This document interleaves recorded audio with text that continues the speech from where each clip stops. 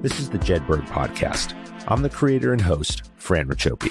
Each episode, I speak with transformative leaders, visionaries, drivers of change, and those dedicated to winning, no matter the challenge. The Jedburgh podcast is founded in the lineage of the special operations Jedburgh teams of the past and is produced in partnership with Talent War Group, a management consulting and executive search firm focused on helping you optimize the people side of your business. We're sponsored by Jersey Mike's Subs. Together, we share the mission of giving, making a difference in someone's life. Visit the Jedburgh podcast, Talent War Group, and Jersey Mike's Subs on the web and on social media. A percentage of all proceeds is dedicated to the Special Operations Warrior Foundation.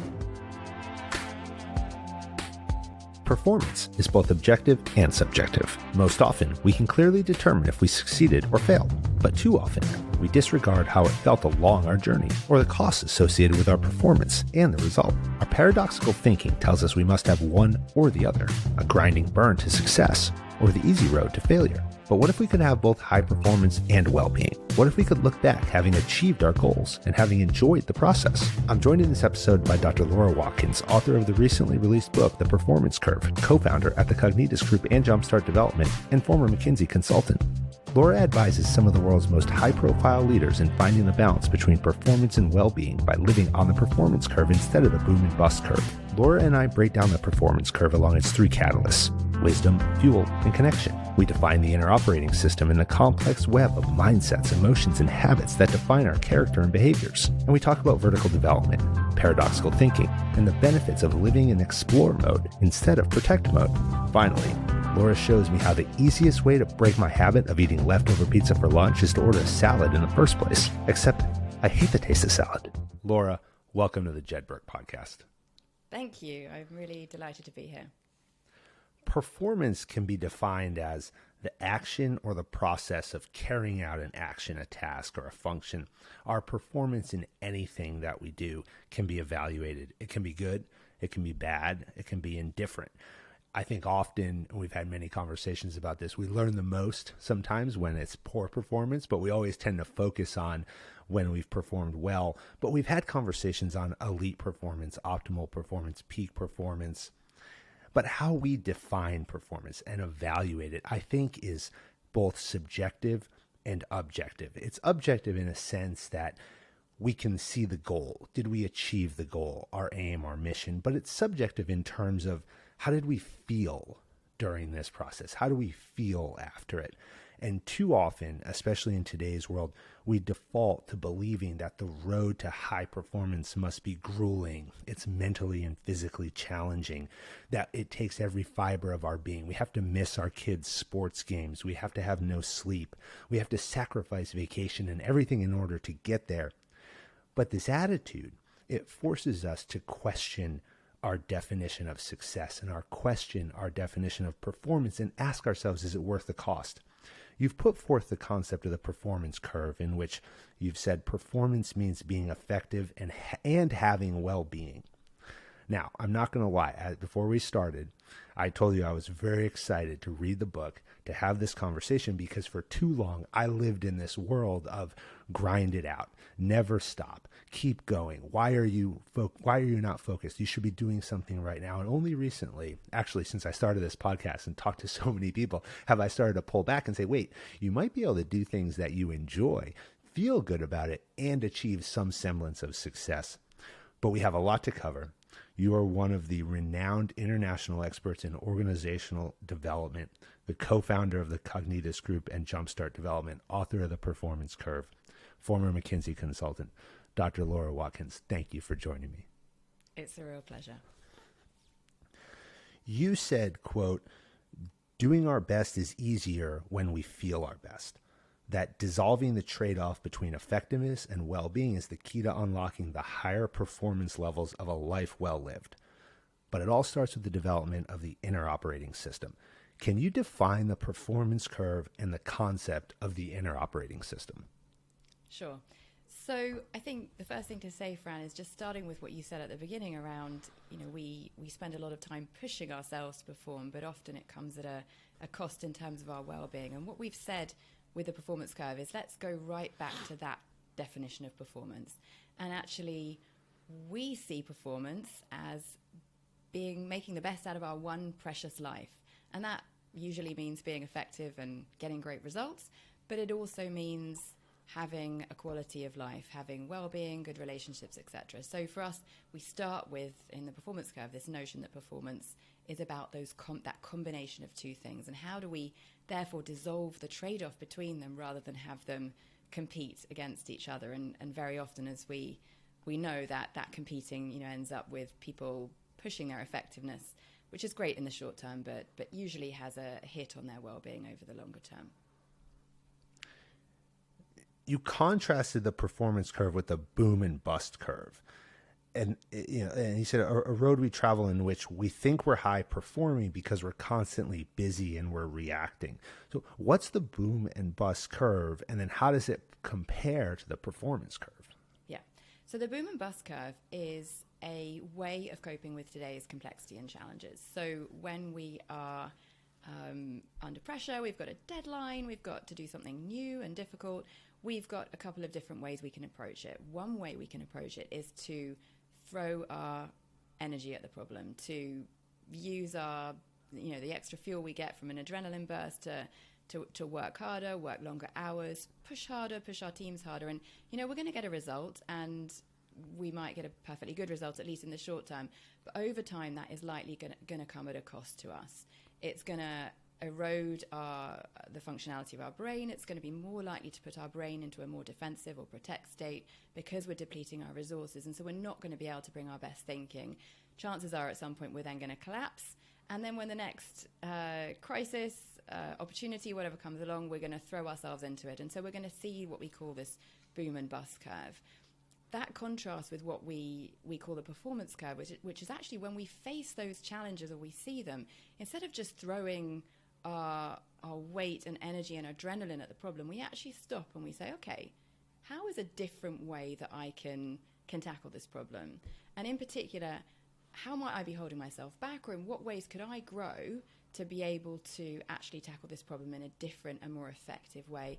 And that's what we mean by unlocking this virtuous cycle of the performance curve. It's actually to say, let's use a challenge to grow so that we can do a better job in the moment by tackling things differently. And also then that builds our capacity over time, so that gradually, as we face other challenges or complexities in the future, we're continuing to tackle those with greater ease. And that then, allows us to get out the door earlier, reclaim our well-being, and then when we've got a spring in our step from having been able to spend more time with our family or get to the gym or whatever, obviously our performance is going to be better. And then we're on a virtuous cycle. And the development, you said, doesn't need to be crisis triggered. And I liked that term that you used, crisis triggered effectiveness, because you think about all these times where we've looked back. I mean, I'm certified as a crisis management planner, right? In business continuity, and when you work in even as a Green Beret or in special forces, right? Your entire job, your entire life is designed around crisis management, crisis response. How do you get into a situation where everything seems chaotic, but your job is to come in there and actually bring some calm to that and be effective in the face of crisis? And so as I was reading and understanding more about the performance curve, I really enjoyed how you said you don't have to wait for a crisis to start to build these core foundational traits within yourself.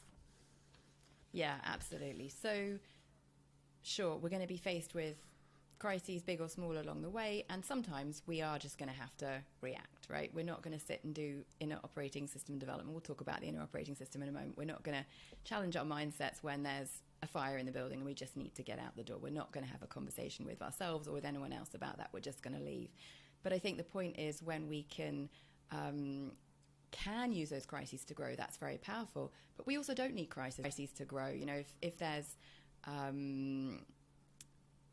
I don't know, if I'm approaching a particular meeting and I might not be stressed about that meeting, but I might say, what, I reckon that there's just a way to do this a little bit better, connect with the client in a different way, whatever. How can I actually show up better or differently to this meeting to get a slightly different result, and just stretch myself to grow so that, I build my capacity over time.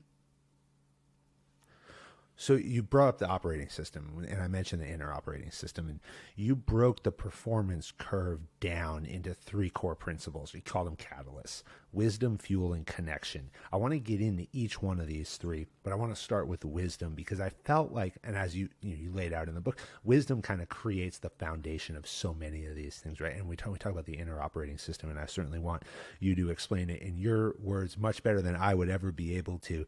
But you said the wisdom catalyst was defined as our ability to see and continually adapt our inner operating system as the world changes. And then there's two main concepts or aspects of the wisdom catalyst. Number one, bringing our best as it is right now, which I really appreciated because we've had a number of conversations around peak performance versus optimal performance. And is your peak your optimal performance? It might be at some points in time, but it probably won't actually always be. Plus, the second one is growing our best over time. And then we talk all the time about humility and understanding where are we, how have we performed, and then do we have the curiosity to grow and the drive to become better, part of our core foundational character traits that we look at in the development of teams and individuals. But can you talk about the wisdom catalyst and these two principles and why self-awareness is the foundation of both of these two principles? Yeah. So you're right to start with the wisdom catalyst. So the wisdom catalyst is about our ability to see and adapt our inner operating system. When we talk about the inner operating system, we are meaning all of the default reactions that we have in any given situation. And it's that we're trying to grow and build in the performance curve, because those default responses so powerfully drive what we do. When we're faced with a challenge, we just bring those well-worn neural pathways in our brain to bear, and we'll go for the fastest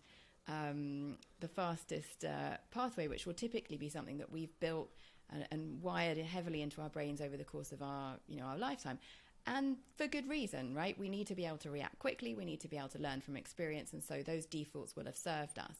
But if they're not serving us in that situation, we need to be able to recognize them and shift them. And we typically think of three kinds of defaults, which we lay out in the book. One is our default ways of thinking, our mindsets. So the assumptions and beliefs that we hold, and we may not be aware of them, but they're going to be pretty powerfully gripping what we do on a day-to-day basis. If I'm sitting here and I've got a default mindset of, Fran's out to catch me out, I'm going to be showing up in a certain way to this conversation, trying to bring my best. If I've got an assumption of, hey, Fran's here to have an exploratory conversation, we can learn and grow together, I'm going to show up with a smile on my face and have a bit more fun and be able to take the mickey out of myself. It's the latter, but by the way, it's the second of those two. Well, that's good, because that's what I'm walking in with as well. But those mindsets we're not aware of, that may be quite programmed in from school. We've got to perform, whatever it is, got to do our best every time, otherwise we're going to be caught out. They're very deeply wired, and they affect what we do. So our mindsets are one type of default that we want to really work on if we want to be on the performance curve. The second type is emotional responses, and people often say to us, oh my goodness, but I can't really take charge of my emotions. They just have a grip of me. I sometimes don't even know what they are, but they're certainly pretty powerful, and that we really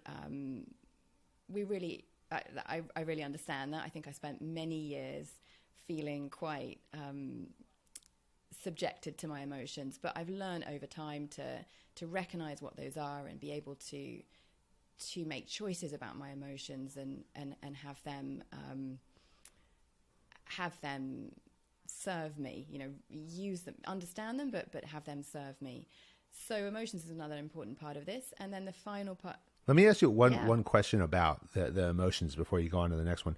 You use the formula, and anyone who listens to the podcast knows I love formulas. I say it all the time, but emotion equals energy in motion. And then you talked about these four core emotions: joy, fear, anger, and sadness. And you kind of framed it in that all these other things that you feel, because certainly people would argue that, well, those are not the only four emotions. There's 1,000 different emotions, right? But you could kind of break them into these four. Why those four? Yeah. So thank you. So energy in motion, this is a term that my fantastic co-author Vanessa uses a lot as a way to explain that we might have thoughts and they might guide us towards an action, but ultimately the fuel that really brings impetus to that action and makes it a reality is the emotion that comes with it. So we have this kind of pot of mindsets and thought patterns along with emotions, which then is what drives us to take action. In terms of the 4 emotions, look, there's lots of different ways to categorize this. It's a whole industry of academics who've laid out what the different kinds of emotions are. And I think there are groupings with 3 and 6 and 10 and 300. You can lay them out in all different kinds of ways. And they have actually done this categorization and had lots of debates about it. And I think it's led to a general consensus about what is a sort of a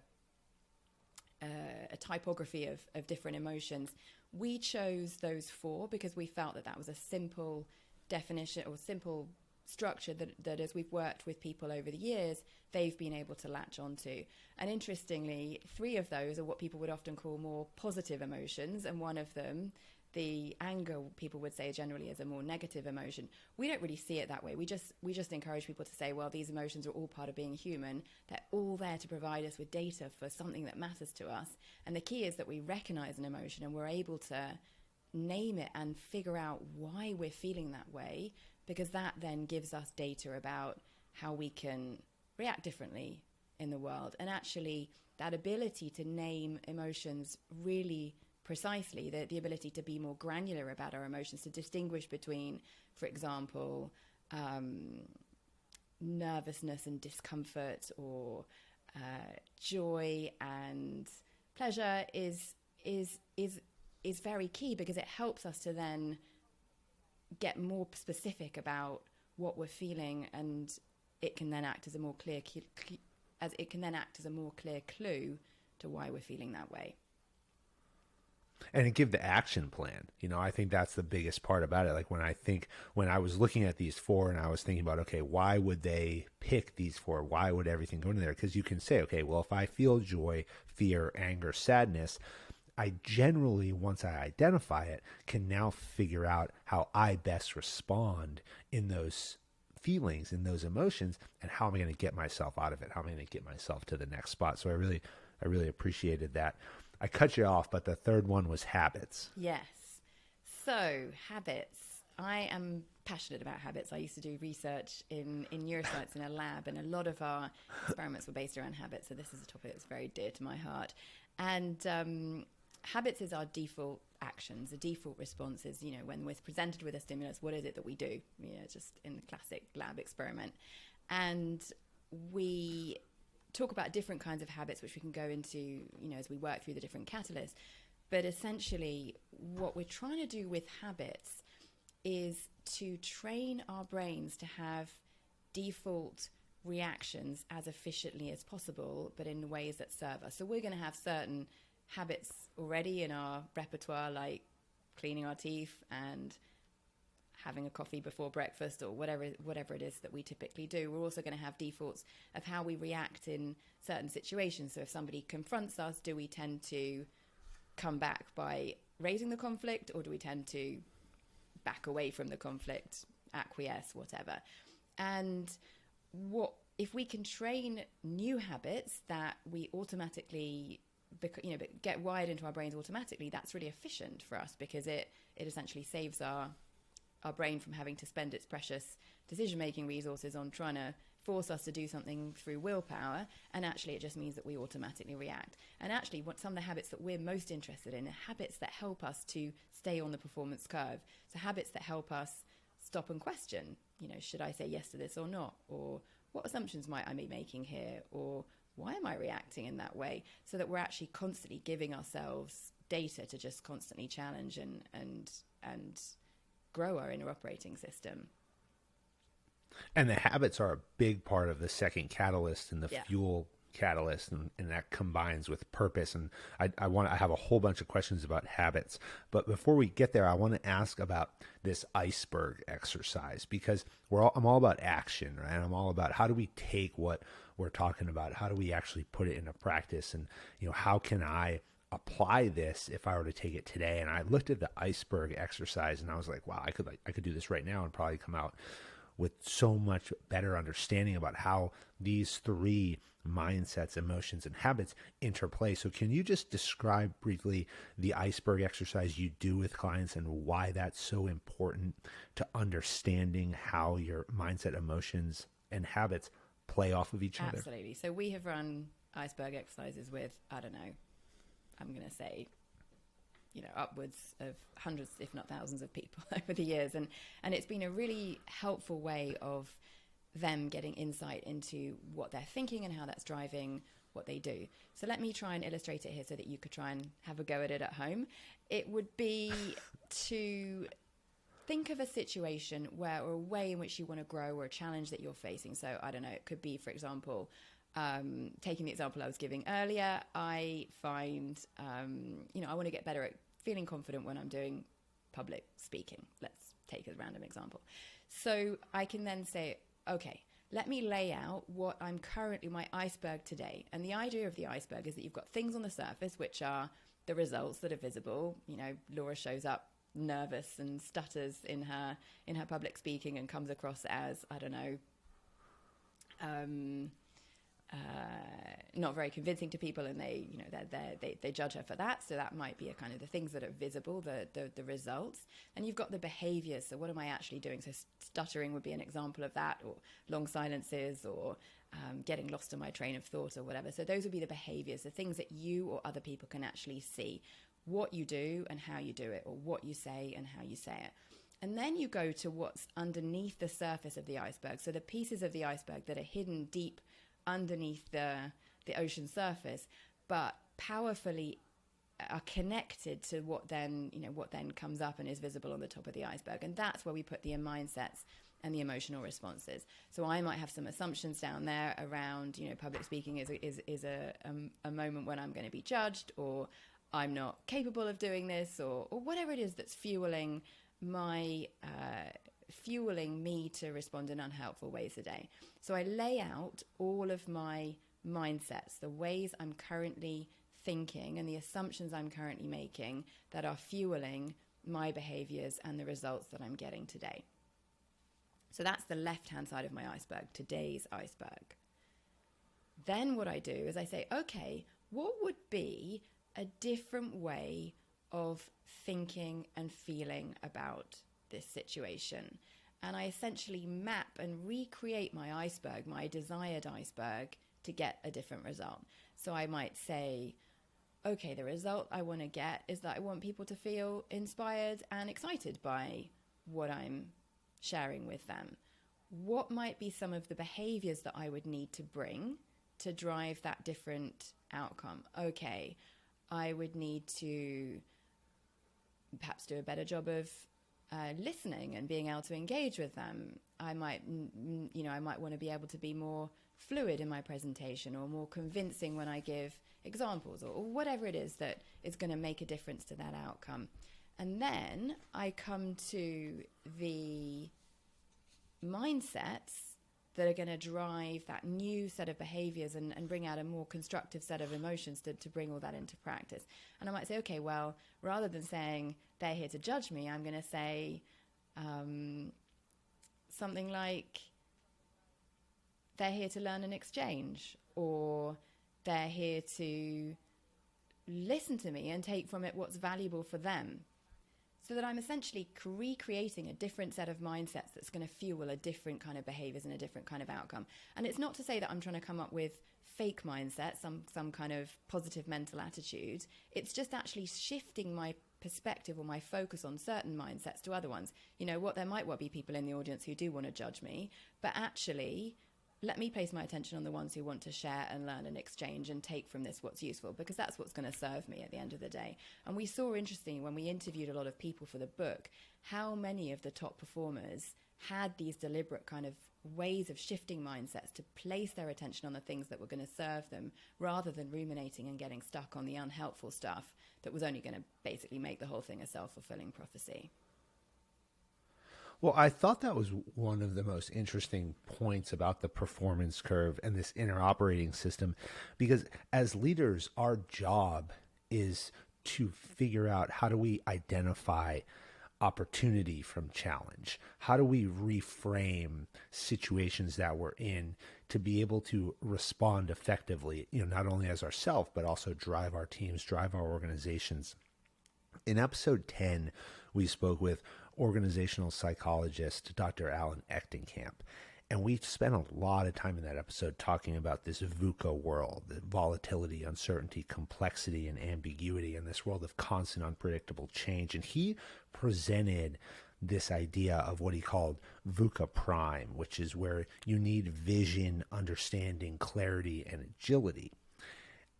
I had that conversation. I've listened to it a couple of times since, and I've tied it into other work that I'm doing with teams and organizations. But when I read the performance curve, it actually backed that whole concept out for me, because it said, wait a minute, in order for me to create vision, understanding, clarity, and agility to combat volatility, uncertainty, complexity, and ambiguity, it starts with understanding myself and understanding the drivers, this mindset, the habits, the emotions that are going to frame my thought process in these different situations. So I appreciated that it took it that one step back.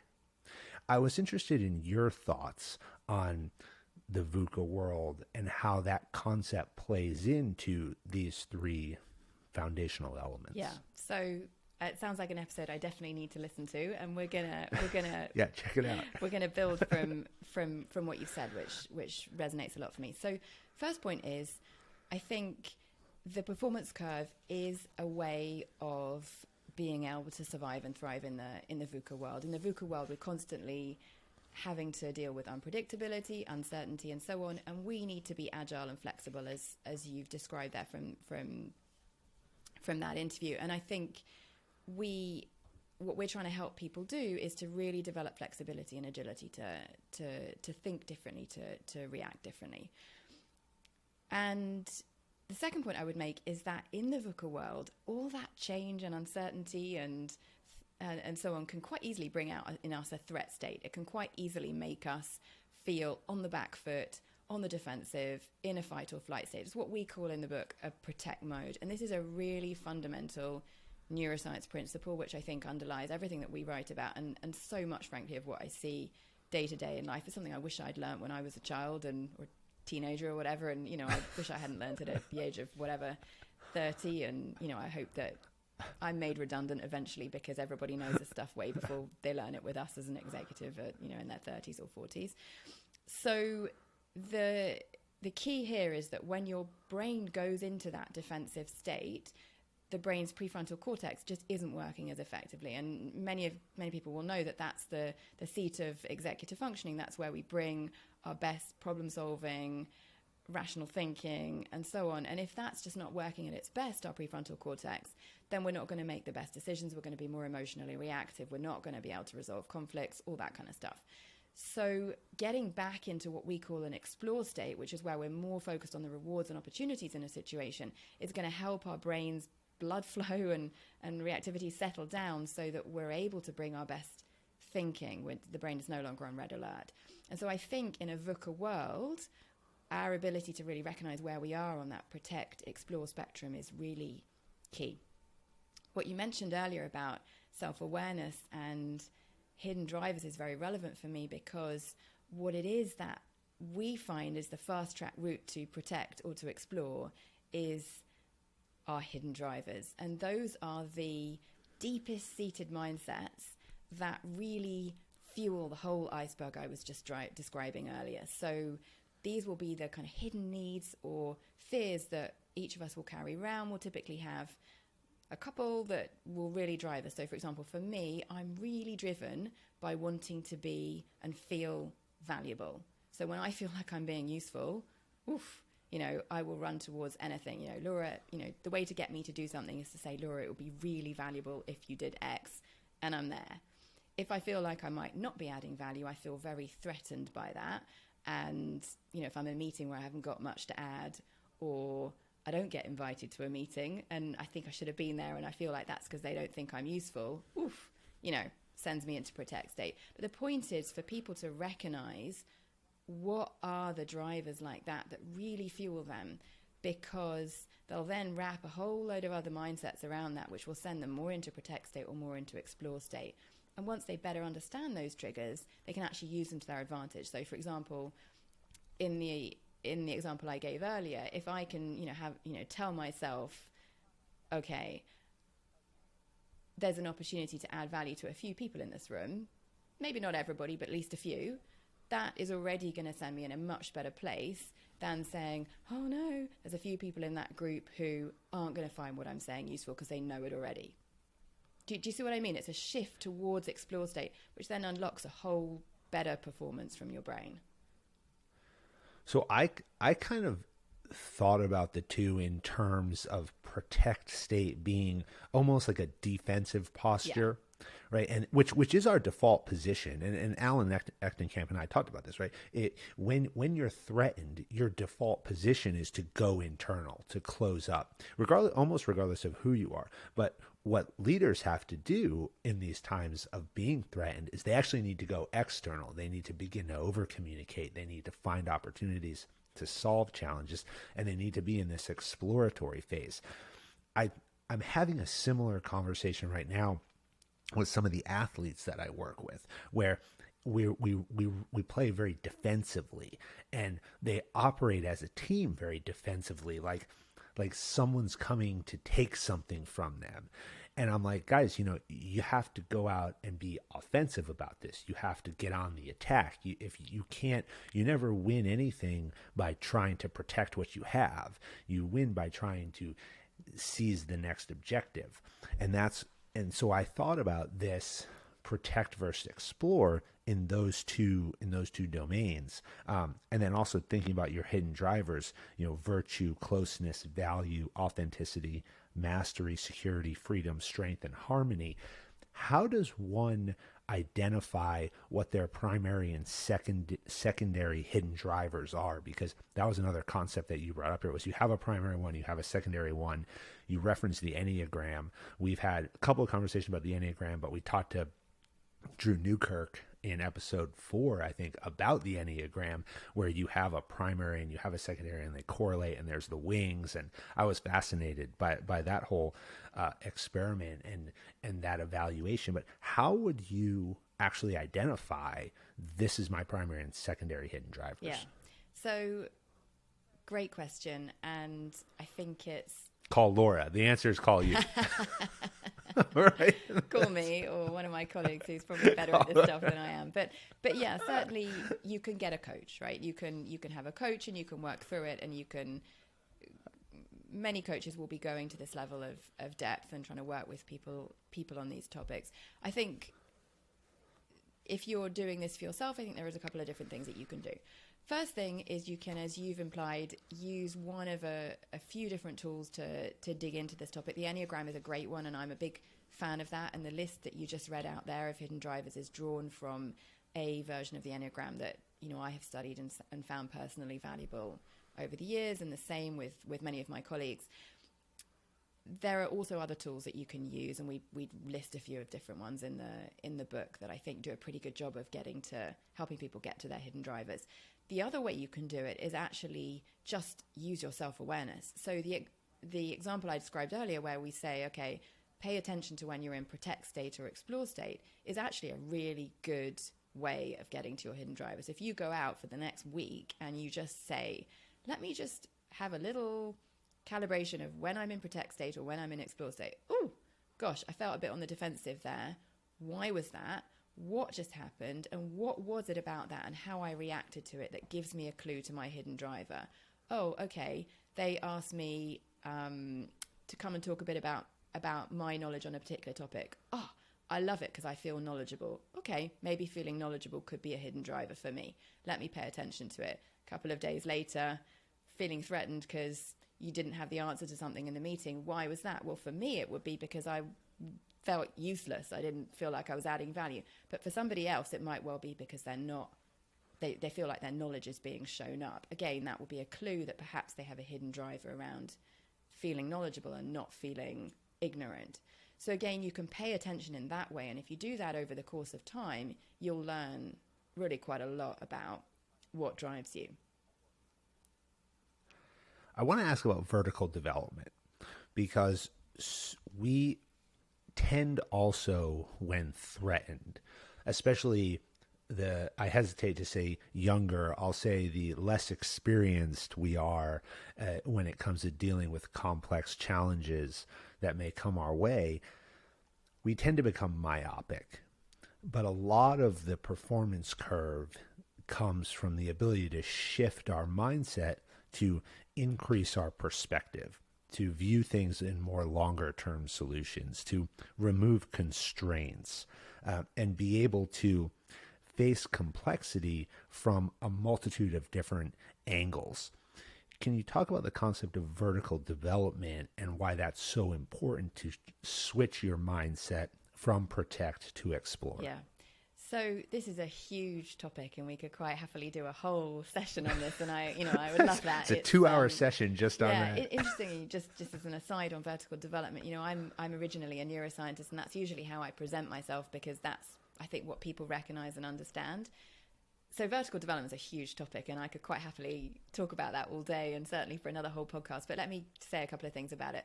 The first thing is, as an aside, I'm actually a neuroscientist, and that's usually how I talk about myself, because it's a field that many people understand. But actually, vertical development, which is something I've worked with since university days, and particularly in my professional practice over the last 15, 20 years, I think is at least as important as neuroscience to understanding how we tick, how we grow, and to supporting others to grow. I think it's very, very central, but it's not well known. I think partly because it's theoretical and it's quite conceptual and you have to get your head around it, and partly because it's tricky to work with, because there's an element of progressing over the course of your lifetime, and I think people have to be careful about not boxing people into certain stages and applying a judgment around that. But it is really worth understanding. So let me give a couple of simple starting points to understand it. So the first is the idea that over the course of our lifetimes, we as adults tend to go through a certain kind of maturing process where when we're younger, perhaps teenagers or early in our adulthood, we tend to have what we call a socialized mind. So we tend to get our ways of seeing the world, our ways of making sense and making decisions from external sources. So we'll be quite influenced by our peer group or people in authority, what seems in or out, the way things tend to be done around here. As we mature, we then realize that actually we can have our own points of view, and that there are different ways to do things, and then perhaps we have a view about what's right or wrong, and we become what was called self-authoring. And then over the course of our lifetime, some of us will gradually release from that kind of self-authoring, having a fixed point of view, and realize that there are many points of view, no right or wrong answer, and that actually the world is nuanced and complex and tricky, and that when we can switch and see things in different ways and be more versatile, then we're ultimately going to be able to rise to that complex world in a more effective way. So there's this pathway of development that people tend to go through over their lifetimes, and most of us are in those earlier stages, but some people will go on to develop later on. And interestingly, the further up that development you go, the more effective people are, especially at senior leadership levels, because obviously the levels of complexity that people are facing in these complex jobs is aided by that ability to bring different kinds of thinking. And so Well, it's not binary anymore. Exactly, yeah. Well, the world is less binary, and you've got to be able to bring in many different points of view and recognize and adjust and see the nuances a lot more clearly. Yeah. This ties a bit into, you talked about mindset earlier, and you brought up 3 specific mindsets that I think tie into this vertical development piece too. And it's the accountable mindset, the growth mindset, and the big picture mindset. I think as you describe the later stages of this development, it's kind of like you have to move through these in some way as you go through the course of your life. But can you talk a bit about the difference between the accountable growth and big picture mindset, and then how that plays into vertical development? Yeah, so great. So on the one hand, we're saying, look, the key is to understand and recognize your mindsets and be able to to shift them when they're not serving you and find more productive ones.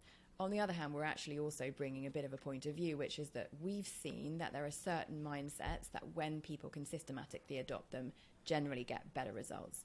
And it's the 3 mindsets that you outlined. The accountable mindset is the idea of us seeing ourselves as agents in situations. So we've influenced, at least in some way, the situation that we're in, or at least in the way we've responded, the way we choose to respond to it, and that we've therefore got agency or some influence over what we then choose to do. And that's a really fundamental choice that we can make in life to feel in control. It can feel quite threatening or challenging when we realize that actually we have influenced something. It can feel quite cozy and a bit of a relief in a way to sit in its counterpart, which we call the victim mindset. But ultimately, if we're going to move forward, taking charge of what we do, or at least how we respond to things, how we feel about them, is really key, even for the most challenging situations we might face.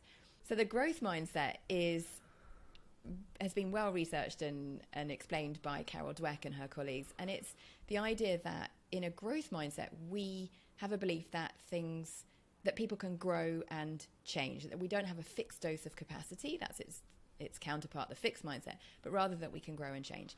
And with that, we then see challenges like the public speaking I was alluding to earlier as opportunities to grow. And that then just takes us out of protect state. And you can actually see this in the brain scanner. When when people are in a growth state, they have less protect activation in their brain, and they're more able to bring their best. They're more able to learn. When they get feedback, they're more able to improve.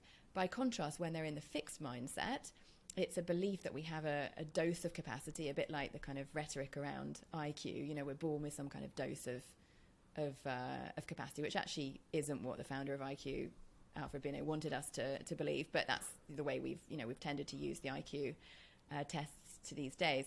And it's to say, well, if we've got that fixed quantity, then constantly, every kind of time we're facing a test, it's actually a test of our capacity, and therefore we're trying to do our best, and that puts us into a defensive state. And interestingly, when you give feedback to people in experiments when they're in a fixed mindset, when you've sort of induced a fixed mindset in them, they'll actually often get worse.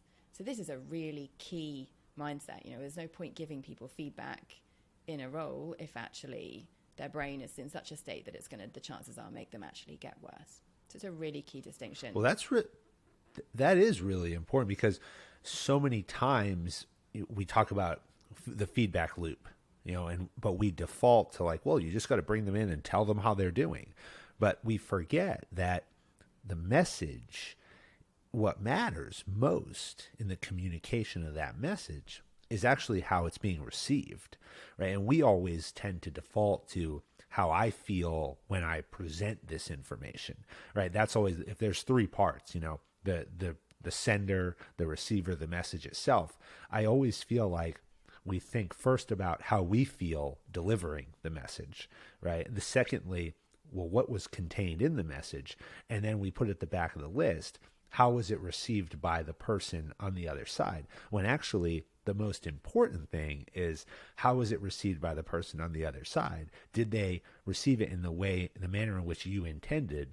Second, what was actually said and contained? And third, who cares how you felt? What matters is how do they respond, and did they elicit the response that you needed them to elicit when you said, I'm going to go present this message to them? Yeah, absolutely. And I think this is where the growth mindset really comes in, because actually what you want to do is build a growth mindset in people, and then your capacity to give feedback to them and have them take it constructively is going to be much higher. So if you just get that one baseline thing there, then the feedback can flow. If you don't have it, the chances are the feedback could actually make them get worse. And it's interesting, I know a lot of organizations over the last few years have invested a lot in shifting their performance management processes and moving away from the very sort of save it all up till the end of the year and have an annual review type process, and then this avoidance of feedback during the year.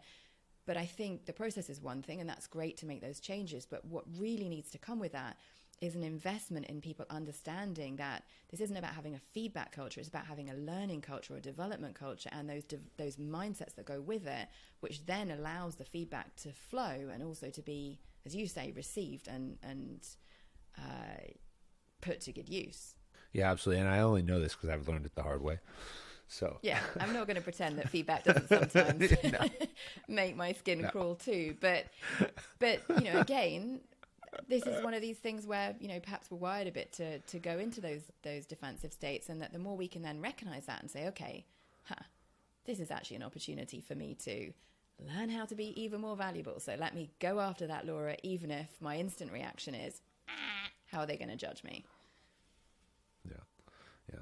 And then the third one was the big picture mindset. Yeah. So this is probably less written about, studied, thought about than the others, but we think it's really important as well. So this is the idea that we can approach situations by looking at the bigger picture, or we can look at a very kind of narrow view, or a sort of a tunnel view. And when we take that bigger picture, we actually bring in more elements of the situation. We see more elements of the situation. We see that things are connected. It's more of a systems thinking approach. And actually, that then allows us to make a decision with the bigger picture in mind rather than with our narrow interests. And that might mean that we try to make a decision that's better for the business as a whole rather than the individual. We make a decision that's better for other stakeholders outside our organization, not just our organization, because in the end, the health of the wider system is going to create a better environment for all of us to flourish. So once we understand the wisdom, right, these foundational pillars, right, or principles that we've laid out here, the second catalyst is this fuel catalyst along the performance curve. And this is, as you've defined it, the ability to sustain the continuous development of our inner operating system day to day and over the long haul. And you've given it two main aspects: having a sense of purpose and putting habits in place. We touched a little bit on habits. But you said, quote, fuel is about energy and momentum. What is the fuel catalyst? And then how does it build upon the wisdom catalyst? Yeah. So the wisdom catalyst is our ability to see and adapt our inner operating system. But once we've got that capacity, we need to do something about it. And that's where the fuel catalyst comes in. So it says, look, the performance curve is a lifelong journey. We're going to fall off the performance curve quite often and get back on it. And we need something that's going to keep us on there. It's not always the most cozy approach. Hopefully it's the most fulfilling approach in the end, but it's not cozy and easy, and we need effort to keep us on it. And that's where the fuel catalyst really comes in. So the idea is that it's both impetus to move forward, and that's where the purpose is important, and that it's also ways to make things easier, so less friction ridden, and that's where the habits come in. So when we talk about purpose, we really have two things in mind. One is that the purpose is somehow larger than ourselves. So it's not just about us and making ourselves, or even our kind of very small family unit, our close family and friends, somehow happier or better, but it is actually serving some kind of greater purpose outside ourselves. And that, from the research, is the kind of purpose that is going to be the most fulfilling in the longer term. The other element for purpose that we're always looking for is, does it make me feel good? Does it somehow bring me joy? Is it somehow exciting and rewarding to me? So it's not just that save the world purpose that other people might find impressive, but that actually somehow it's joy-filled for me. And the idea is to try and find and pay attention to when we feel like we're doing something meaningful and joyful, and be able to find and gradually place our attention more on avenues that allow us to do more of that.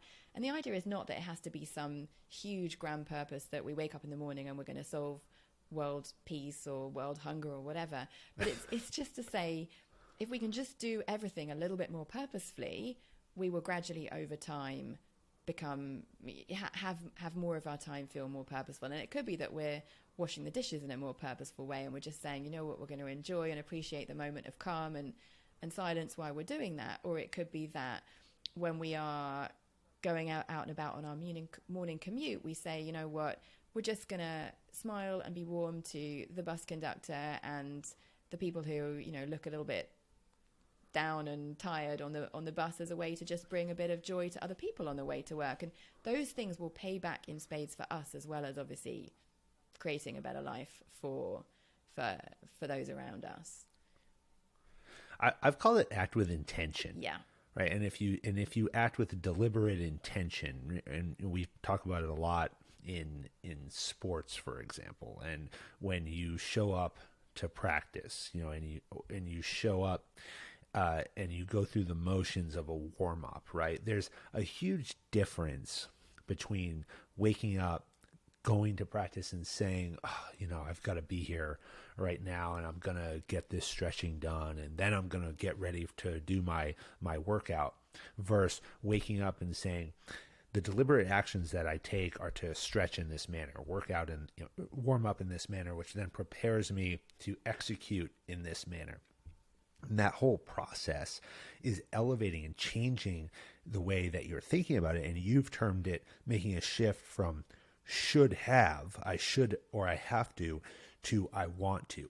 We spoke with Jason Kalipa in episode 54. Jason wrote a book called As Many Reps as Possible. He was the 2008 CrossFit Games champion, founded a company called NC Fit.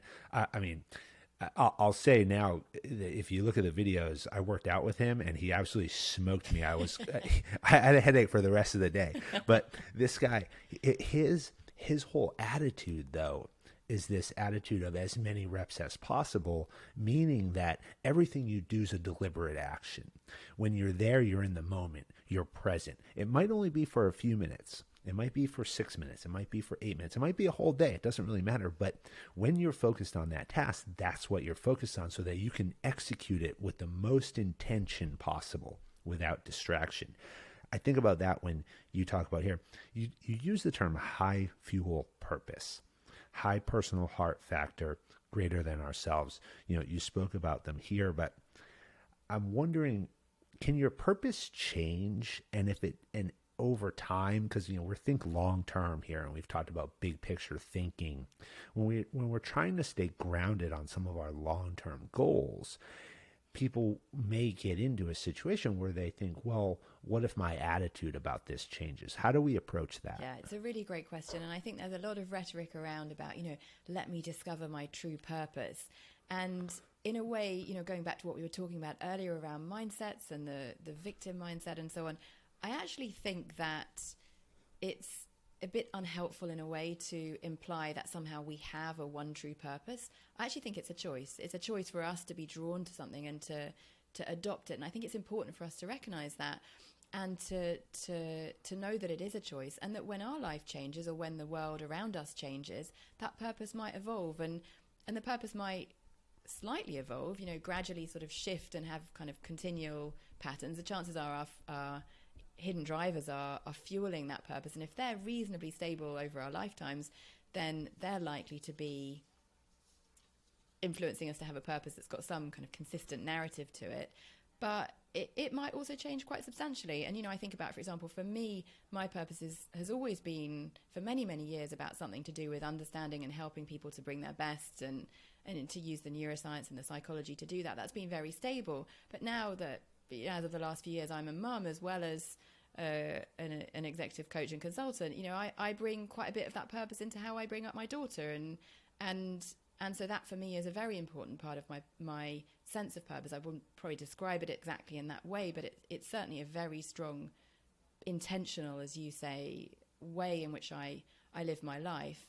And as we move through different phases in our lives and different things become important, then I think our purpose can gradually evolve. And I think when we recognize that we're no longer fueled by something, that's a really good warning sign to ask ourselves, well, why is that? And actually, is there something else that's now drawing us powerfully? And if so, how can we, might take some time, but how can we gradually adjust ourselves so we place more energy on that? And we shouldn't fear it. I don't think we should fear it or shy from it. No, for sure. Let's dig back into habits for a second, because when you and I first spoke a couple of months ago, and we talked about doing this, we brought up habits, and you were like, hey, if you don't want to have the pizza for lunch, because I was referencing that I was eating poorly. I had been in the wrong space over the winter, and you were like, if you don't want to eat the pizza for lunch, just throw the pizza out after you eat it. And I remember like looking at the screen, talking to you, and being like, oh, man, that was like such an easy solution. Yeah, just throw the pizza out. Then it's not there. I won't eat it for lunch the next day. But you have a 5-step process for building sticky habits. I think implementing habits, because we can sit here and say all day long, well, I've come up with 1,000,000 habits and I'm going to execute them right now, and then actually implementing them is like one step, and then sticking to them is like the hardest part. In the book, you talk a lot about New Year's resolutions, and they go out there's like the quitter's day in January, which I thought was hilarious. But you have a 5-step process, and I was wondering if you might be able to walk us through this. And the first step is clarify your desired habit. So the first thing you want to do is know what it is that you're actually trying to achieve. And I think too often we say, oh, actually my New Year's resolution is going to be that I'm going to be able to run a marathon, or I don't know, lose 5 kilos, or be able to accomplish some certain kind of goal at work, write a particular kind of project, or write a book, or whatever it is that you want to do. And actually the key is to ask yourself, what is it that I'm actually going to do on a daily or a weekly basis that is going to make that thing happen? For example, I am going to go running 4 times a week before work, or I am going to write 2,000 words twice a week. Whatever it is that I'm really going to do, and try to get quite precise about what good looks like there. So that's the first step. It's what am I going to do, not what is the outcome that I want to get as a result of doing that. And the second one is hunt down sources of friction. Yeah. So this is my most fun bit, and this is exactly where your pizza comes in.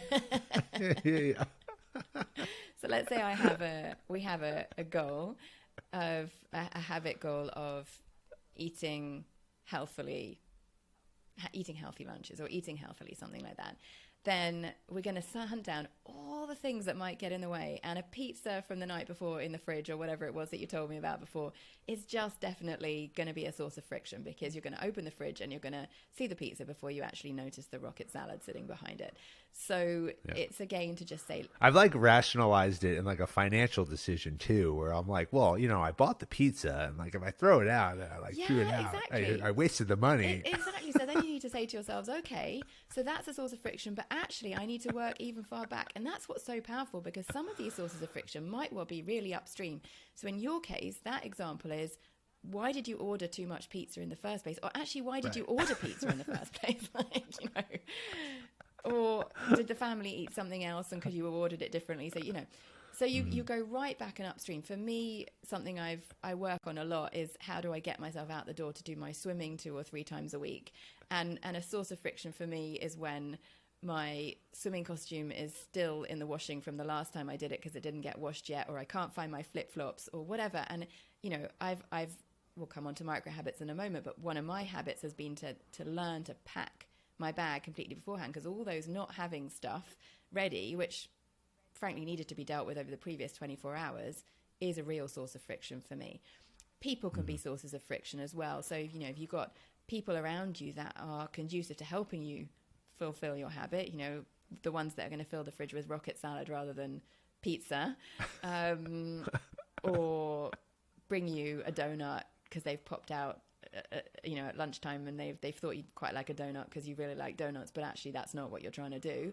So, helping other people to support you, as well as recognizing when they're hindering you and asking them to help you, is also a big part of the sources of friction. And actually, another thing I should say is internal sources of friction. So what are the things that you're thinking or saying to yourself? These sort of mindsets that are sources of friction. So like, I don't know, rocket's really boring. The rocket salad's really dull. Tastes horrible. Yeah, or it in my tastes case, terrible. yeah, exactly. The swimming pool is too cold. I mean, it might be really, really cold, but then, I either need to change pools, or I need to just get used to that, or I need to pay attention to the fact that the shower afterwards is really warm, and that's just really exciting. So it's, again, recognizing what gets in your way and laying it out in quite a detective, detailed, slightly pedantic way. That's the foundation for making a habit. Because actually the habit isn't really the big picture thing. It's the details, the series of micro habits, which we're going to come on to, and they all come out of the friction. Well, that's the third one, is the development of the micro habits. Yeah. So then the next step is to get quite mechanical about how you pull off your habits. So all the micro habits or micro steps. So when I order pizza, I ask myself, exactly how much pizza are we going to eat? And I don't order any more pizza than that. Or when I order pizza, I order small pizzas instead of big pizzas. When we finished our pizza, we don't put it back in the fridge. We give it to the dog, or I don't know if dogs can eat pizzas, but you know what I mean. We do something else with it so that it's not there. The dog will eat anything. Yeah, okay. Just put it on the floor. My sons learned that. When they don't like the pizza. Or in my case with my swimming example, it might be pack my bag the night before, get it out and leave it by the front door on mornings of days when I'm going swimming in the evening. And you lay out those habits, both the ones in the lead up and the ones that actually need to happen in sequence at the right time. And that's what gets you out, gets you to do it. So in your case, it could be, okay, at 12:30, when I know I want lunch at 12:45, I go into the kitchen and I actually don't open the fridge. I open this cupboard where I know I've got my healthy food. Or in my case, it might be make sure that I've scheduled my meetings to finish at 5:30 and then turn off my phone, turn off my computer, come what may, at 6 o'clock and walk out the door. And if I've got any unfinished business, call my colleagues from the car on the way to the pool and finish off my day that way. And that's what gets me out of the door rather than being trapped by the friction of not having finished my work, for example. Mm-hmm. The fourth one's reward yourself. And the reward should not be to eat pizza 2 days later. Yeah, exactly. So again, in the book, we describe the different ways in which rewards are actually a really tricky subject. It's an interesting subject that's a bit counterintuitive, and you have to be a bit careful not to create weird incentives with reward. But the idea is that you want rewards to be soon, and you want them to be sometimes surprisingly large. If it's a very conventional reward, after every time I don't have a pizza, then I get, I don't know, what would be a reward for you? An ice cream. Okay, yeah, well, exactly. But actually, we joke, right? And how often is doing a workout rewarded with an ice cream or a chocolate bar or whatever? And maybe a bit of that is good, but it's when it's the whole ice cream or the whole chocolate, and it actually over time, our brain starts to take that for granted and doesn't get its little dopamine hit from the surprise or the surprisingly large. And so actually you're better off having, a mini piece of chocolate and really enjoying it, or saying, I'm going to try something different every time, or I'm going to let somebody else give me a reward. Who knows what they're going to give me? It might be a pat on the back, but that unexpectedness will be enjoyable. And then the final thing about reward is to try and over time move it away from having it be about other people telling us we were great and more about our intrinsic sense of satisfaction, our actual enjoyment of eating the healthy salad, trying out the heritage tomatoes, or enjoying the shower afterwards, or the feeling of the cool water when you're swimming. So there's ways of creating reward to work for you. And the fifth step is make your sequence watertight. And then you have a number of different ways to do this: substitution, hooks, combining, upstream intervention, contingency, micro habits, feedback loops, and buddies. Yeah, so we've alluded to some of those things already. I think the key thing to say is that we're never going to get our habit 100% right. We're always going to make mistakes. At 5 to 6 when I need to be out of the door, I am going to get calls from a client or a colleague that needs something. Things are going to happen. But if we can have habits that get us back on track in the moment or help us recover afterwards, that's really, really key. I remember when we were doing the interviews for the book, a couple of our interviewees talked about this, saying, I am going to fall off the wagon. I am going to go out late and stay up and drink too much and not do my sport in the following morning. But what really counts is then what I do the next day. And how do I then recover or set myself up to adjust my habits and do things the next day? So that's what that watertight is all about. Yeah, the bounce back aspect of it. Yeah. You can't just throw in the towel. Oh, I had one piece of pizza. Okay, well, forget it. No, let's, you got to get back on. There's a concept of paradoxical thinking that you brought up. And I really enjoyed reading about this because I felt like it put a term around something that so many of us leaders face. I don't think we ever take the time to truly dissect and understand, wait, this is now a paradox. We look at it and we say, well, it's either or, and that kind of gets to the heart of what I'm about to ask you here, and I'll let you certainly explain it. But we have to leverage paradoxical thinking as part of the performance curve. And so can you define what paradoxical thinking is, and then how does that compare to binary thinking? Yeah. So again, this is another topic that's really dear to my heart because I've seen so much of how this can unlock innovation, doing more with less, more effective problem solving, and better collaboration actually as well in our client work.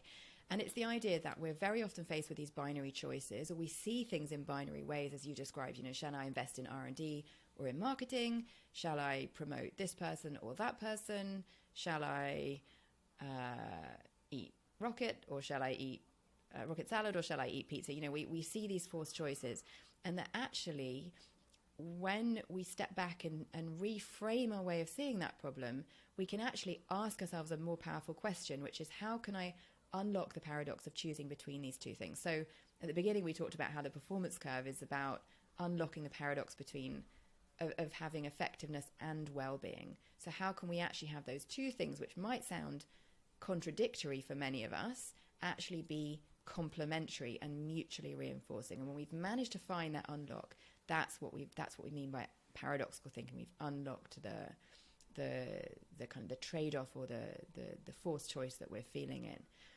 And it's the key here is to notice when we're stuck in binary thinking and get good at asking those questions that lift us up the levels of thinking. And we've described different levels in the book, but actually the highest level is when we've managed to really create this sense of both and. Instead of choosing between having to invest in the R&D budget or in the research and development or in the marketing budget, we can actually say, how could I do my marketing in a way that would get me some R&D insight?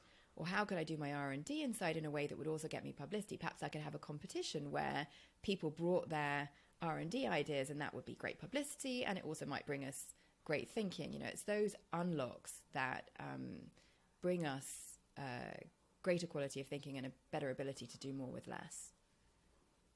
And then that ties back to that big picture thinking, the evolution of the different stages that you go through in your level of maturation. Yeah, it's a fast track way to bring more of the higher levels of vertical development. Yeah, it's a technique for getting us to think in a more expansive way. Yeah. The third catalyst is the connection catalyst, or the ability to form developmental relationships. And you've cited the generation of emotional bonds and providing stretch. Can you talk about the connection catalyst and then define emotional bond and stretch? Yeah. So the connection catalyst is the third of our three catalysts, and it's the way in which we form relationships with people that help both of us to be on the performance curve. So it's how can we get into relationships with others one-to-one or in group cultures that really stretch and develop us. And we've got to have the kind of a foundation to be able to do that. And that's what we call by the emotional bonds. So a real ability to bring empathy and vulnerability into the relationship. So if I want to be able to work on my inner operating system, I've got to be vulnerable. I've got to put it out there. We don't often talk about our mindsets and assumptions. That's partly why I've shared quite a few of mine today, because I think it's important that we learn as a society that it's so helpful to be able to do more of that. So it's being vulnerable to share what we're worried about, what's in our thinking and so on.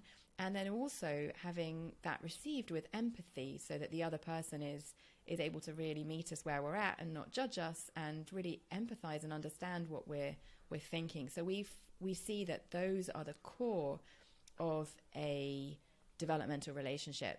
But then actually, if you're going to do something with that, that's where the stretch comes in. So the stretch is all about how do we challenge people, not just, I bet you can actually run that marathon in half that time, or give that difficult presentation to that challenging audience, but it's actually to say, stretch, well, what is it in your assumptions that are holding you back? Why are you fearful of that? Or what would it take for you to get confident enough to be able to stand up on that podium and give that challenging speech?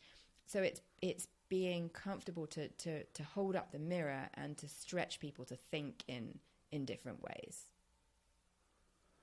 What happens if we lack emotional bond or stretch? So I think it's a really good question. And I think there's two answers to that. One is, if you really want to do the longer term work, to be in a relationship with somebody which is developmental and supports both of you to grow, then you've got to invest in that emotional bond over time, and you've got to work to try and build that up. You can extend a hand by bringing your vulnerability and hoping that they will handle that well. You can bring your empathy and try and gradually coax them to share and to be supportive. So I think you can invest on that over the longer term. You can also take the attitude that any relationship is a chance to have a bit of development, is an opportunity to grow and develop together, and that you can, in safe ways, whatever feels safe to you, you can test that out. You can kind of create the conditions. You can say, I'm a bit uncomfortable sharing this, and then you can say, I feel like, I'm making an assumption about this. Is that right, or whatever? You can just, in a safe way, just do a little bit of sharing and asking for their empathy and see what comes back. And very often you will actually learn and grow. So I think there's a way to accelerate developmental relationships without making an assumption that we have to have a high level of trust and bond that we've built up over time. Well, I think this connection is so important because we don't go it alone. I've had conversations with like Olympic athletes and professional athletes who play in single sports, essentially, and even the greatest of those will tell you, well, I didn't get here on my own. My training staff, my coaches, my friends, my family were all integral parts of their success and the careers that they built. As we lead organizations and we build organizations, no leader sits at the top of an organization and says, well, I'm here by myself and, this has happened because of me. But the best leaders, I feel like, are the ones who come into organizations and they show this vulnerability, this empathy, and people can identify with them. There's an authenticity to it. They look at them and they say, I get what that person is trying to do, and vice versa. The leaders of great organizations can look around the organization and say, I can identify and empathize with what all of the various departments and people within the organization are feeling and doing, because it creates that bond and it creates that connection and that community becomes something that is greater than the sum of the parts, something else that you talked about. And so I really think this third catalyst is a critical part to complete the entire unity of the organization. Yeah, I couldn't agree more. And there's, we could, again, this is another topic we could spend a whole day on. It's a big topic, but I think it's so important. I think what you're describing there to me is what we would call a performance curve culture, or my clients might often call it development culture, or even sometimes a learning culture. But the point there is that, as well as being good at learning facts and learning from our mistakes and, learning about new fields or, elements of what we do as an organization, we're also good at growing our inner operating system together. So we can challenge our collective and individual mindsets, and we can learn from those. When we make a mistake, we can talk about what we did or didn't do and what we were thinking or not thinking that contributed to that mistake, because ultimately that's what's going to drive the fastest learning. And so I think our ability to build performance curve cultures or developmental cultures of that kind is really a source of competitive advantage as an organization. And the role of the leader is really key in that. It's interesting when we work with clients on how they can strengthen their developmental cultures in their organization, and we look at the different levers, we offer them a series of levers, and then we say, and there's one lever you have to work on, which is self, as in you need to become a stronger role model of being, in a developmental culture, being a learner yourself, a learner who's working at a deeper level of growth. And that can be about doing more of it, and it can also be about making more evident to other people your vulnerabilities, the way in which you're seeking to grow, opening yourself up for feedback and so on, because that is the single most powerful signal. And by the way, if that's not there, it's unlikely. It's not a black or white thing, but it's going to significantly reduce the chances that you're going to be able to build a strong developmental culture overall. Where do you start? So what's your advice, right? So somebody listened to this whole episode, they have taken copious notes, and now the question becomes, what's the first thing that I do? What's your advice? Yeah. So if I were to pick a couple of things that I would do something for myself and something around the connection element of this. The for myself thing would probably be to pay attention to when I am in protect state and explore state. So really notice that, and what causes those, what triggers those, and also what's my thinking pattern when I get channeled in one of those different directions. So that I think is a really great place to get started on the wisdom catalyst, and a really good habit to build. From the point of view of more of a kind of collective approach, I would say to myself, okay, let's do a little audit. Like you, Fran, how many people do you think you have a developmental relationship with, at work or at home? Ask yourself, have I got, any of those outside of work, and have I got any of them inside work? Ask yourself that. Do a little audit. And then say, okay, let's say I were to pick one or two people where I want to extend a hand to really try and strengthen the quality of the developmental relationship I have with them. How could I do that? Could I share a little bit more of what's going on for me and ask for their support? Or could I ask a question that gets into their assumptions and challenges and holds up the mirror for them, and be there with my empathy to really, back up a richer conversation with them? So those would be two things that I think could get a start. Laura, as we close out, the Jedburghs had to do three things as core foundational tasks.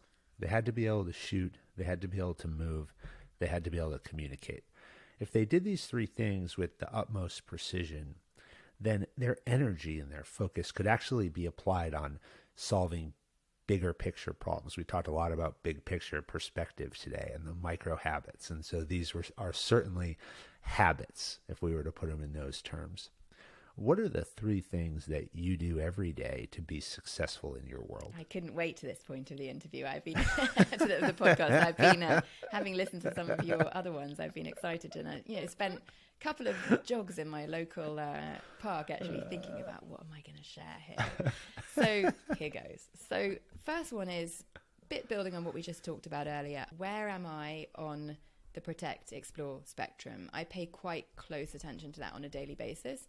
And if I'm more in that protect state, I've got a few tips and tricks to just get me out of it. It could be going for a run, having a little nap, quick bit of breathing exercise or whatever, or just a questioning myself of what is triggering me to be in that state, and actually how can I think differently or work differently in order to get myself into more of an explore state. And that's been tremendously helpful for me. So that's one.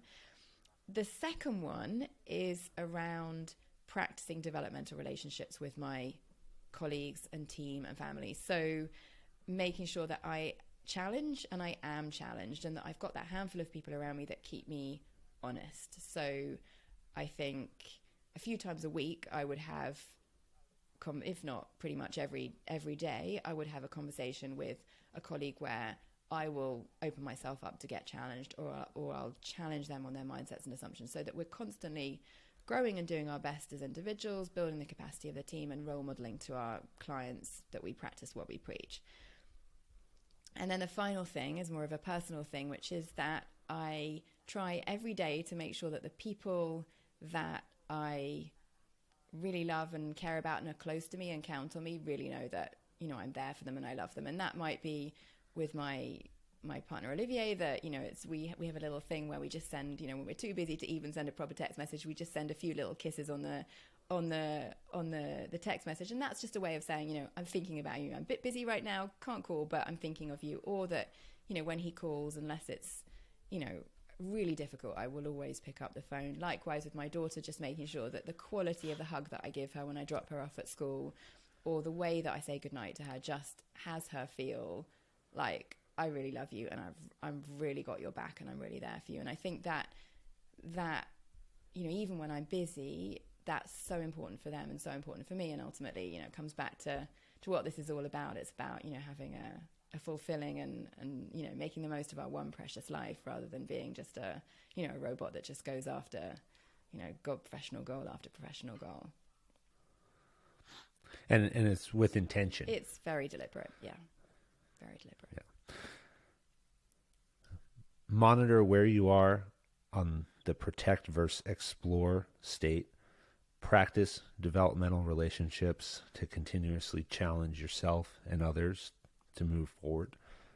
And make sure that those who are close to you know that you care with deliberate intention. Love it. What very, very, very well thought out and planned on your runs. I really like those three. Thank you. We talk about the 9 characteristics of elite performance on this podcast. We've referenced many of them in this conversation. We've talked about a lot of those through your lens and didn't directly bring some of them up because there was no need, because you have through the performance curve elaborated so well on so many of the core concepts of drive, resiliency, adaptability, humility, integrity, curiosity, team ability, effective intelligence, and emotional strength. High performers, those who've sit either on the boom and bust curve or on the performance curve, certainly need to move to the performance curve, but they exhibit these all in some various degree all the time. I take one at the end of these conversations and I think about our conversation, and I think about what I learned from reading your book, from speaking with you, getting to understand your perspective. And I really think about emotional strength, because emotional strength is the ability to bring calm to chaos, to see things through a wider lens, to gain clarity and perspective, not become myopic or binary in our thinking when we're threatened, not to go into that protect stage where it becomes, fight or flight, but to be able to back out, move into this explore stage, this mindset of being able to grow, to see the big picture, to look across ourselves and our organizations and say, here's the clarity and the vision that we're operating under. Now, let's define the path. Let's take a step forward. Let's move this forward. I think about emotional strength. I say that is the one that is so exhibited by you and the performance curve. I have learned so much, Laura, learning about the performance curve, reading the book, speaking with you. I appreciate you spending the time with us today, sharing your perspective, forcing us to think big picture.